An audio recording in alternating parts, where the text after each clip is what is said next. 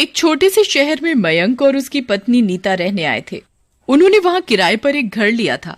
वो घर अभी नया नया ही बना था, तो मयंक और नीता को घर जल्दी ही पसंद आ जाता है और उन्होंने उस घर को किराए पर लेने का सोच लिया।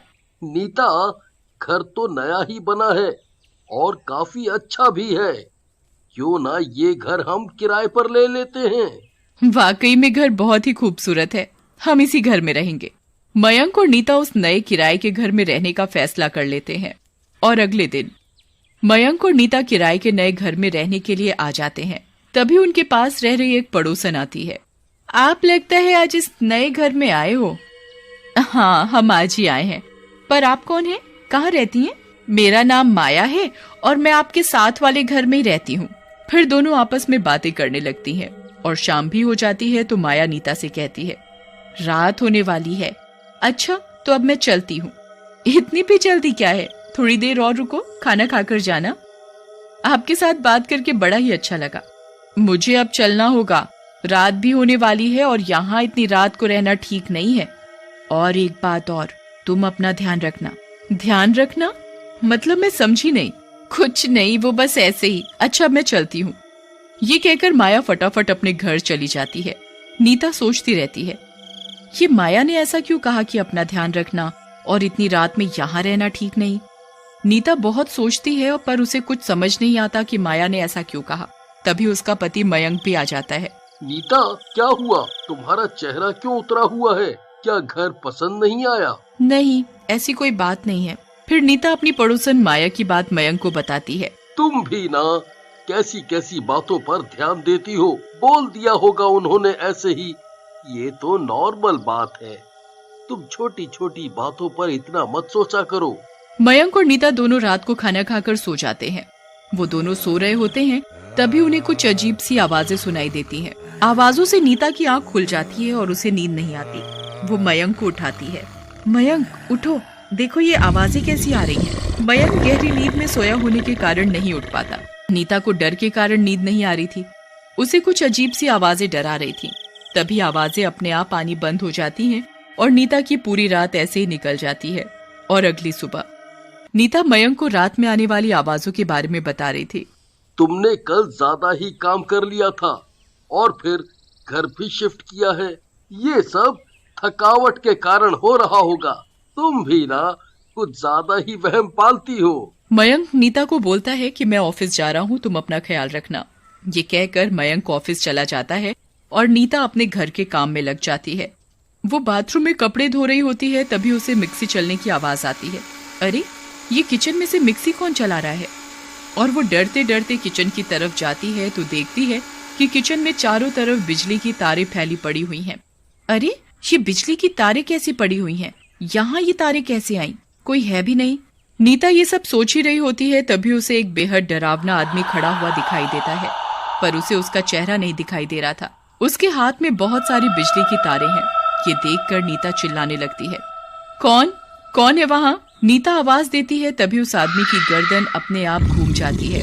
वो एक डरावना भूत था। मैं आपके किचन की तारें ठीक करने आया हूँ। आपके किचन की सारी तारें खराब हैं, उन्हें ठीक करना पड़ेगा। तुम्हारे किचन में घटिया तारें लगी हुई हैं, इसलिए मैं इसे ठीक करने आया हूँ। तु, तुम तुम तो भूत हो और मेरे घर में कैसे आए? भूत तो कहीं भी जा सकते हैं। मुझे कुछ ठीक नहीं कराना, तुम जाओ यहाँ से। भूत गुस्से से नीता को देखता है। मुझे मेरा काम करने दो, बीच में मत बोलो। नीता चुप नहीं होती, वो फिर बोलती है। तभी भूत अपनी शक्ति से नीता को उठाकर दूर फेंक देता है और नीता बेहोश हो जाती है। तभी थोड़ी देर बाद मयंक भी आ जाता है।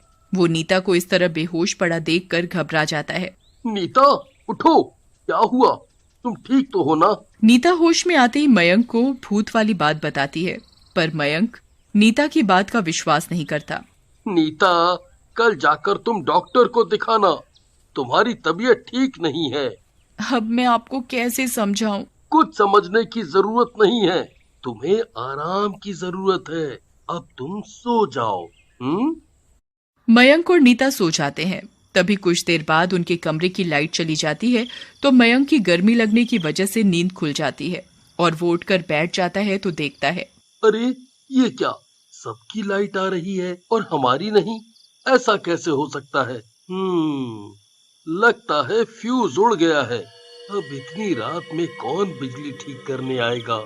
तभी उनके मकान की बेल बजती है। अब इतनी रात में कौन आया होगा? फिर मयंक दरवाजा खोलने चला जाता है तो देखता है एक आदमी खड़ा हुआ है। उसके हाथ में बहुत सारी बिजली की तारें और बिजली ठीक करने का सामान है, पर मयंक को उसका चेहरा दिखाई नहीं देता। मयंक उस आदमी से पूछता है, बोलो, आपको क्या चाहिए? मयंक के इतना बोलने पर उस आदमी की गर्दन घूम जाती है।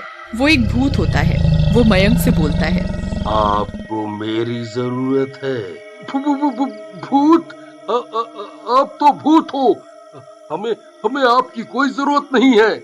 आप चले जाओ यहाँ से। क्या आपके घर की लाइट नहीं गई? हाँ तो तभी तो मैं आपके घर की लाइट ठीक करने आया हूँ।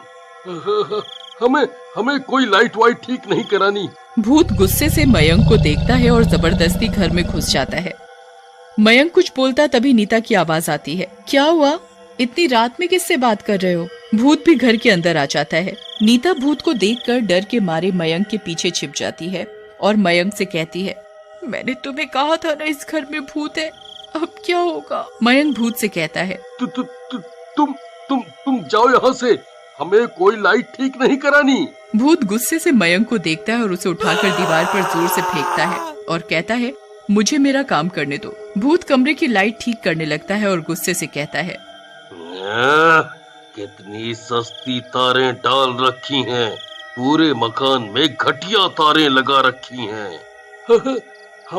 हमें कुछ नहीं पता, हम तो यहाँ किराए पर अभी आए हैं। भूत के हाथों में बिजली की तारें थीं, उसमें से करंट निकल रहा था।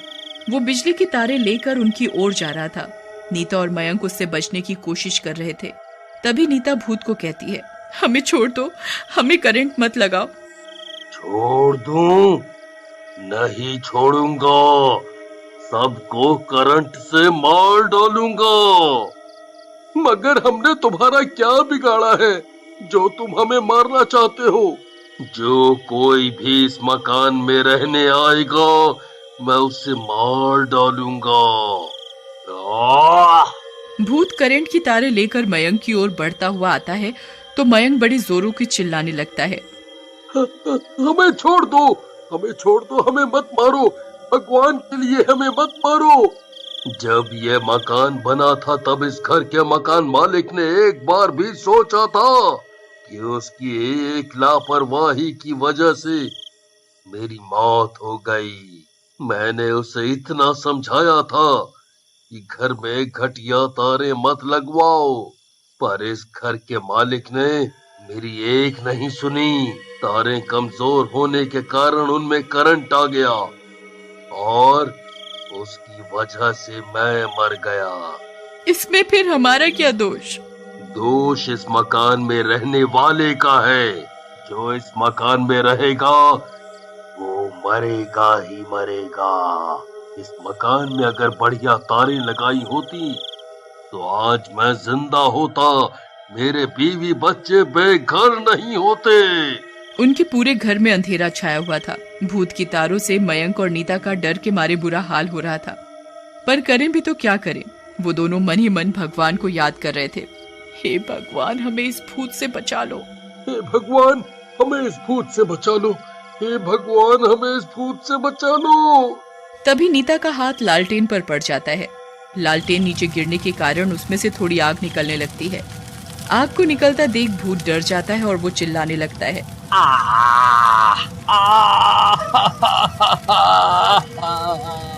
बचाओ बचाओ बचाओ, मुझे जलन हो रही है।